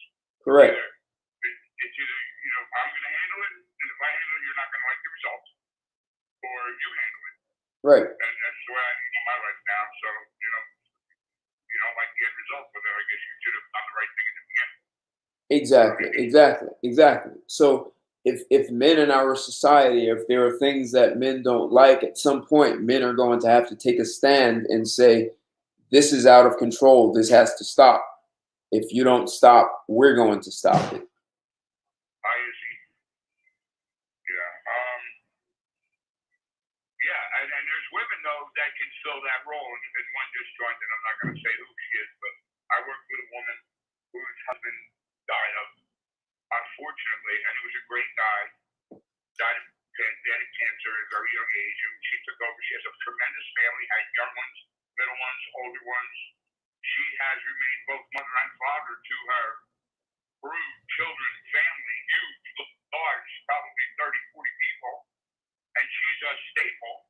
And she's not a man, but she can behave like a man if you fuck with her, excuse my language, if you screw with her family, and if you screw with this woman's family, and she's a strong woman, I made her cry, but that's Well, let me won't cry. So She's a woman to be there and to know that her family comes first, and that's it.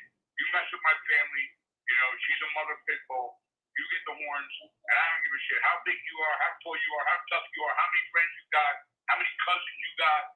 She don't care.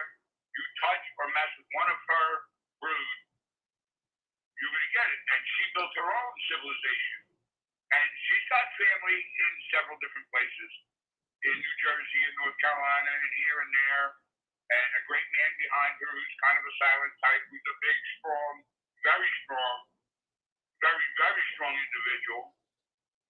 And he kind of just sits in the background on the sidelines, maybe a shadow for her, but she's a very strong woman. And congratulations to her for being able to overcome the death of her husband at a tragic, at an inconvenient time, when you get sick and you're ill and some family member passes. Right. Extremely stressful, so she had to go through that, and then moving, which is extremely stressful. One of the top 7 things. I got it, Gene. Okay, I appreciate that. Thanks for sharing that. Yep. So. I got off track again. I know that I do that. I'm terrible. Rob, a friend of mine, right now we're on the outs, but like a brother, but he's doing the wrong thing and not listening enough. And I've been trying to teach him, but he's fucking stupid, garbage educated idiot. All right, so you're off track again. So any other lessons? So what I was talking about was environment, right? So here's the lesson that I can give you, Ted. The best lesson that I can give everyone that's listening right now is that there's a lesson in everything that we do, in everything that we talk about, and in everyone that you listen to, whether it's a homeless person that's begging for money or the richest billionaire in the world. We've all got our problems. So there's a lesson in learning to ask the right questions to help to make that person smile today. That's the lesson, to make someone else smile, and to not be the person that says, I don't know. To not be the person that says, I don't care.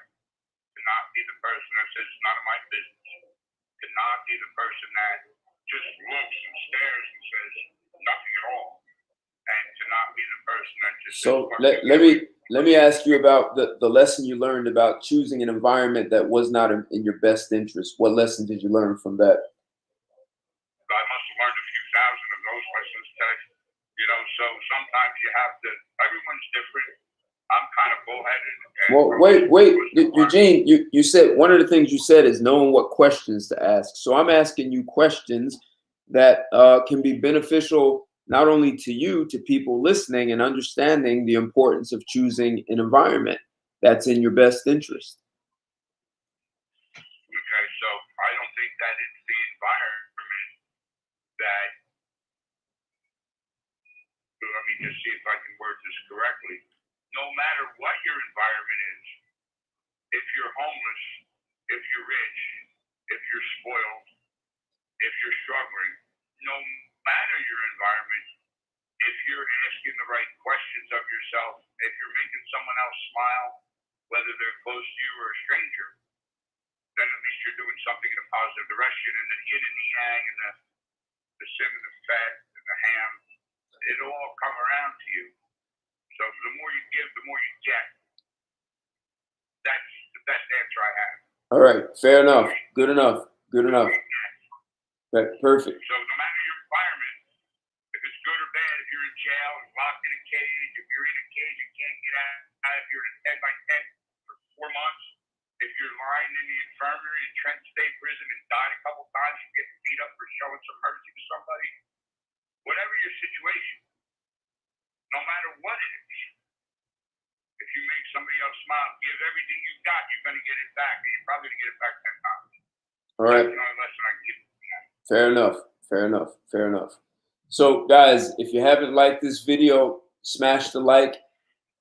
If you haven't subscribed to my channel already, this is a great time to subscribe and hit that bell so that you receive notifications when I put things out. As I said, I have some great videos, and you'll hear a lot of research that I've done in different topics that are really designed to support men.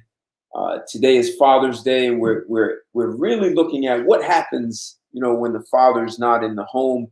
And I gave a study. I'll drop the link in the description so you guys can see this study for yourselves. And I also talked about just in sort of an interesting side note that older fathers, they've found this through studies, tend to produce sons that are more likely to be geeks. They're more likely to be highly intelligent and kind of aloof, not trying to fit into society. So they called it the geek indicator, I guess, for short. Some people may see that as a backhanded compliment, but they're usually boys or men who grow up to be highly intelligent for having older fathers, and they looked at it from ages 25 to 34, and then 35 to 40 to 49, and then uh, the fathers who were 50 and above were more likely to produce sons, not daughters, sons that were highly intelligent and kind of aloof, not worried about fitting in. So I don't know, maybe because you have a father that's older, you already have a father that's not the typical, so you understand not fitting in already, and having a dad who's maybe more seasoned in wisdom and career and financially maybe better able to give you educational opportunities are some of the things that they were looking at. So, all the research is shown when the biological father is in the home, it increases IQs for the children, both boys and girls. When the father's gone, it has a severe negative impact on the girl, more than in terms of internal. Now, we all know single parent, out of the single mother homes, you're like 85% of the prison population are people who come out of single mother homes, high school dropouts, drug and alcohol abuse. The percentage, the majority of that comes out of a single parent home. And here's the interesting thing is single fathers seem to have a more stable family life than single mothers. And one of the other problems with single mothers is a large percentage of single mothers end up in poverty, which is unfortunate, and that sort of lowers your chances of having a great education and access to other resources. So, listen, as men, we've built every civilization. There's not to put women down. There's no civilization that I know of that have been built by women. There are no ruins for that. There's no proof that women have built a sustainable civilization. So, technically every day is Father's Day because men have contributed to building civilization. And it's not just the bricklayer and the carpenter, the guy who had the idea and then had to go get someone to finance the investors. That guy is building civilizations, and the architects and the engineers and people who build roads, the plans, not even the laborers, people who have the plans. This is all part of building a civilization. And then you have to create an education system to make sure you have people who can continue to build and maintain it. And then you need a military to protect it.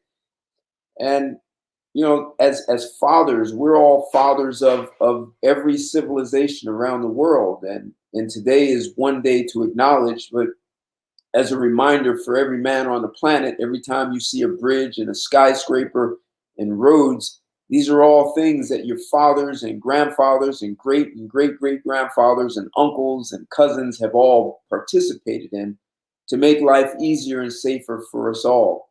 So today is just one day in a year where we pay tribute to fathers, and there are lots of lessons that fathers have learned. Some lessons you learn from the wisdom of fathers of doing great things, and then there are some lessons that you learn from fathers that they had to go through a lot of trial and error, and they actually learned. And Eugene, I think you did an excellent job of talking about many of the lessons and being so open and transparent. So I can only say thank you for being so open.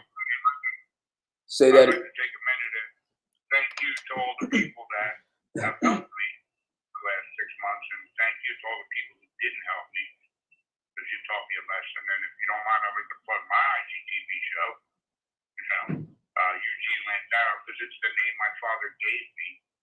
So I don't change it. I don't run. I don't duck.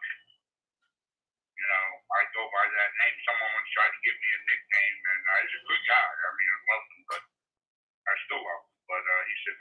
call you? I said, you can call me Eugene Lanzaro. He said, why? I said, it's me, my fucking name. He gave it to me for a reason. Eugene Francis Lanzaro. I should have been in trouble. This fucking trouble finds me wherever I go. I'm going to change that. But I just did. They made a mistake on the business cards and made a T instead of this ADG management. We do anything. Anything we can to help you. ADG is always doing good. And then it might be in the heart to that, so always doing good and responsibly. You know, Okay. So we try to be responsible for our actions. So it's a big A, a big D. Those are the big guys, and then there's a small G. That's me. I'm the little guy. And Fair enough. It's going to be a big.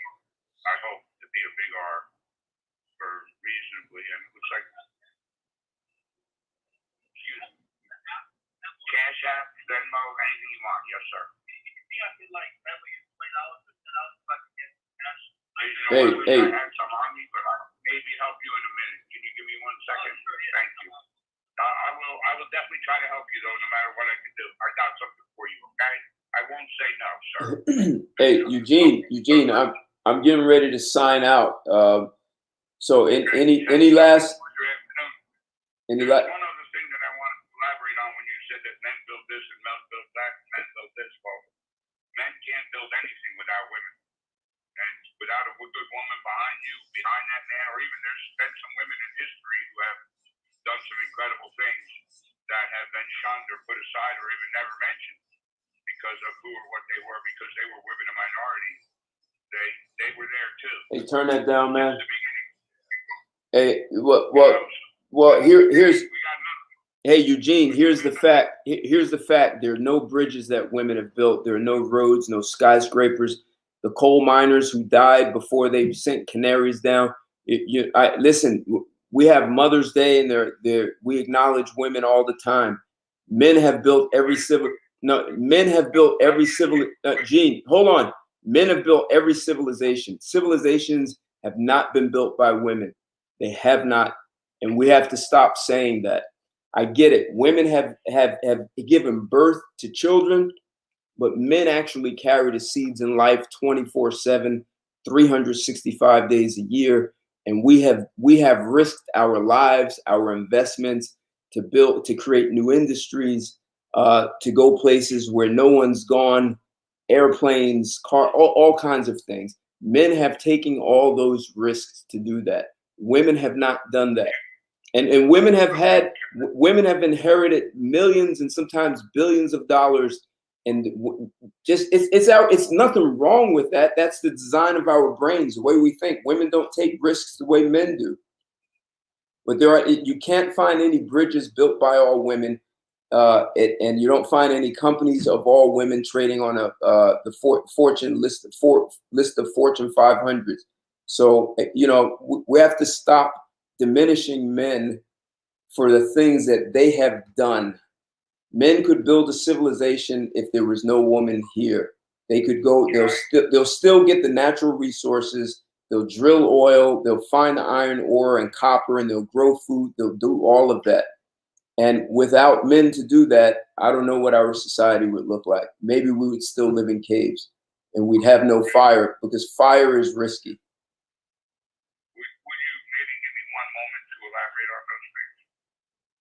Sure. As long as, listen, if you're going to say things that are just sort of popularisms with no proof and empirical evidence to support it, I kind of don't want to hear it, honestly. Okay. All right. So I'm going to give you a lesson on. Now, you said you did your research, and the documentation says, and I think the documentation is important in what's written in books, and what we read and what we're taught are important. What we're taught today is probably different than what actually happened in the real world when it happened, because it's all hearsay, because nobody was actually there that is here today. However, there is one thing, and I'm going to get to it. It's going to take about 45 seconds. Teacher, the derivative of the word term, came from the name Teach. He was an admiral, and if you look it up, Teach comes from the New Providence, where he was an admiral in Queen Anne's Navy. And so nobody really knows this. It's undocumented. Nobody can really prove it. But I'll give you the steps to how it came about, the word teacher. Okay? So the guy's name was Edward Teach. okay, and he was an admiral in Queen Anne's British Navy, and then she decided that she was going to do what the Spanish were going to do and the French, and so she made him into a privateer.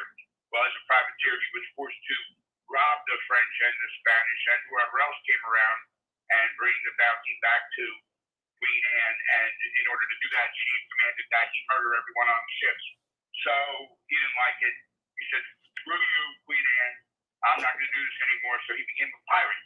So the guy became a pirate and started to train his people. He trained his people better than anyone else. He was the most feared pirate in the whole Caribbean and Atlantic Ocean between here and Britain and Spain. And what eventually would happen was he would just pull up to wherever he wanted get his treasure from, and or whoever he wanted to take it from, and they would just give it to him, because what he would do is they would drop the sails, they would stop the boat, they would give over everything, including the ship. All right. And they would let the crew go. Okay. No. You said you were going to take 45 seconds. What is it you want me to understand? Take a little bit more time. No. If you're looking at, I'm Blackbeard the pirate, okay? He was Blackbeard the pirate, and he's documented that he found his death at the hands of the governor of Virginia because they had him pardoned, gave his crew pardon so they could separate from him. Then the governor betrayed him, separated from his crew, and hanged him.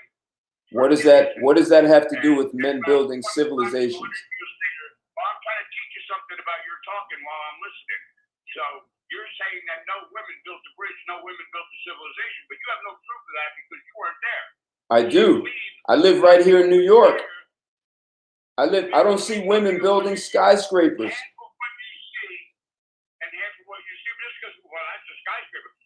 About a few hundred years ago, there were no skyscrapers. Now, there's a book, and I'm going to say it's not Frost. It's The Pillars of the Earth by...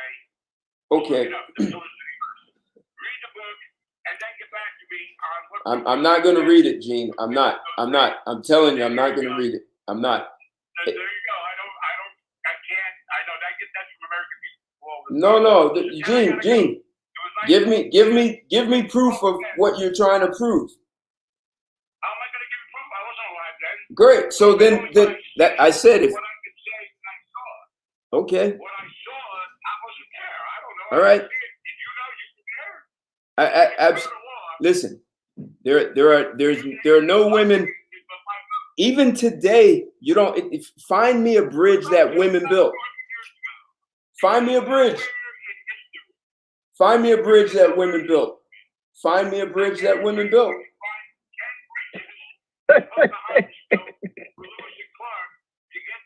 Find me. Okay.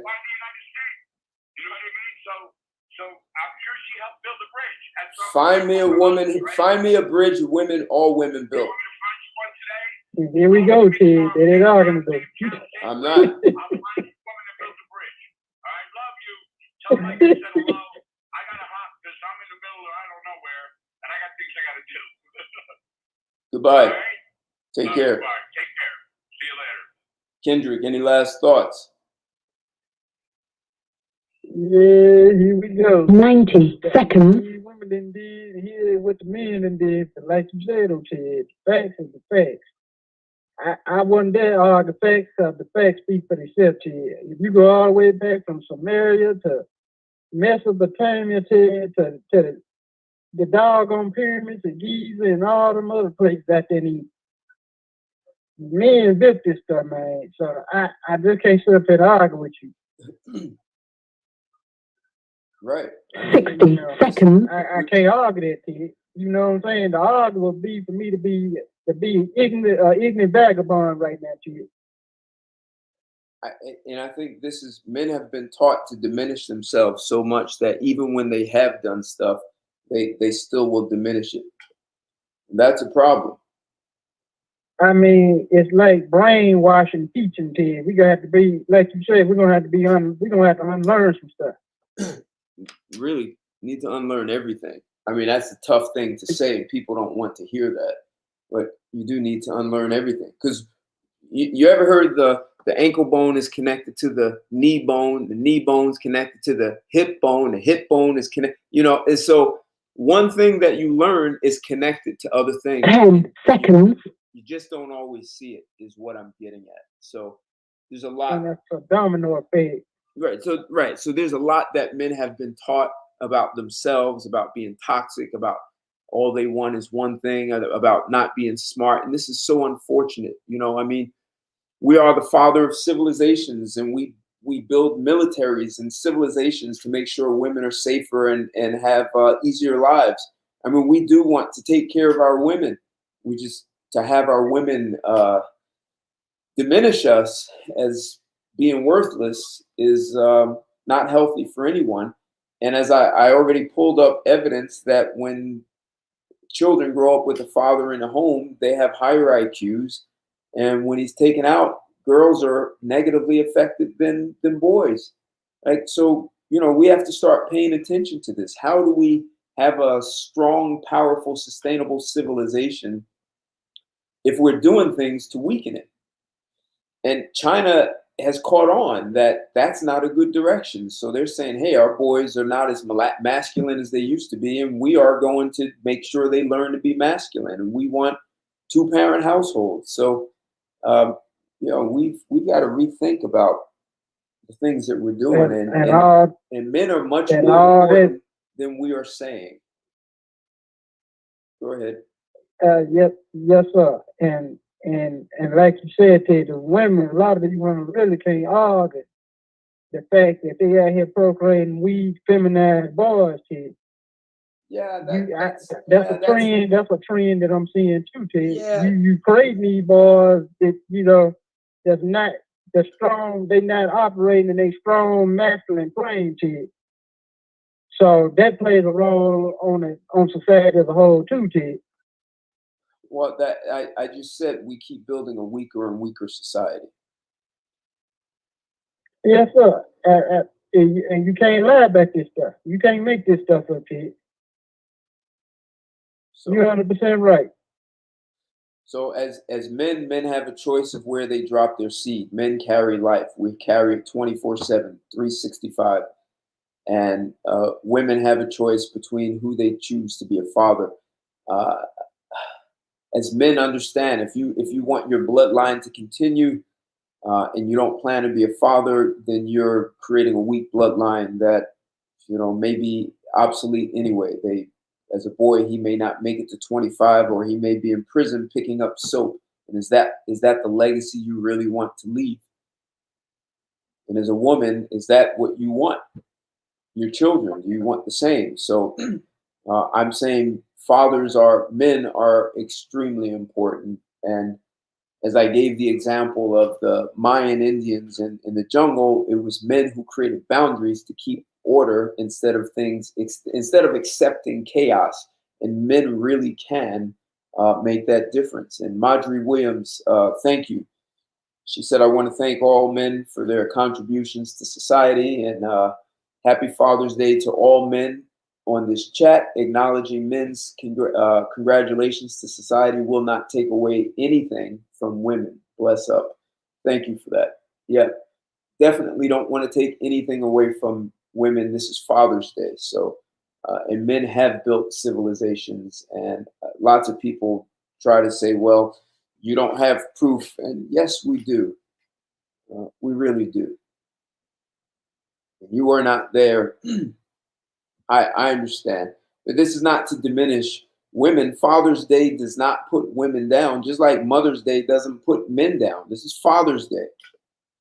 Let's have Father's Day. That's it. What do you like? Any thought? But this is on the overskew. Say that again. I didn't mean to cut you off, but I was saying the day been set aside to put emphasis on these fathers here. Correct. Any last thoughts you have? Oh no, sir. You know you did a bang up job, Ted. I appreciate it every time. Most definitely, I appreciate this. Thank you. Thank you. For all the men, hey, salute all the men in your lives. Happy Father's Day to all men. Thank you guys for joining me. For the ladies who join and acknowledge the men, thank you for the acknowledgement. We really appreciate it. We love having you in our lives. You are without question important, but we really have to acknowledge the profound impact that men have on society. And when men have their heads straight, society will definitely be on the straight and narrow. So, guys, I thank you for your support, all your comments. If you haven't shared this video, you can. If you haven't subscribed to my channel, subscribe, like it, smash the like button if you haven't. And I'm on Patreon. If you haven't seen the private videos I have there that shed light from different perspectives that you haven't seen here on YouTube or anywhere else, check me out. Support me on Patreon. Until then, guys, enjoy the rest of your evening. Enjoy the rest of your Father's Day with your families, with your friends, and enjoy the rest of the week. I'll be back next week for sure, or this Friday, not next week. I'll be back this Friday with a YouTube and Chill where I like to talk about the intimacy of relationships. If you missed this past Friday, you want to check that out. I had a woman who was on, and you'll definitely want to see it. So enjoy the evening. Lando, peace. Thank you. Thank you, guys. Have a great evening, and I'll talk to you soon. Take care. Goodbye.